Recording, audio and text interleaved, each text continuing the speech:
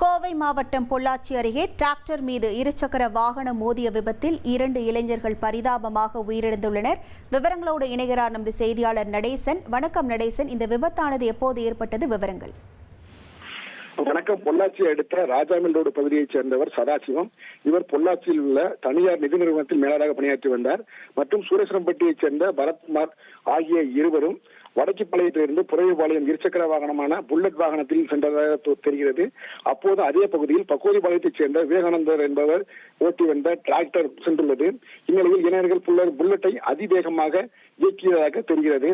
இந்நிலை கண்ணமைக்கும் நேரத்தில் முன்னால் சென்று கொண்டிருந்த டிராக்டர் மீது புல்லட் மோதிய விபத்தில் சம்பவ இடத்தில் சதாசிவம் உயிரிழந்தார். மேலும் பாரத் மீட்கப்பட்டு அங்கிருந்து பொள்ளாச்சி அரசு மருத்துவமனைக்கு சிகிச்சையாக சேர்க்கப்பட்டார். தற்போது அவரும் உயிரிழந்துள்ளார். இதுகுறித்து பொள்ளாச்சி அருகே உள்ள வடக்கிப்பாளையம் போலீசார் வழக்கு பதிவு செய்து விசாரணை நடத்தி வருகின்றனர்.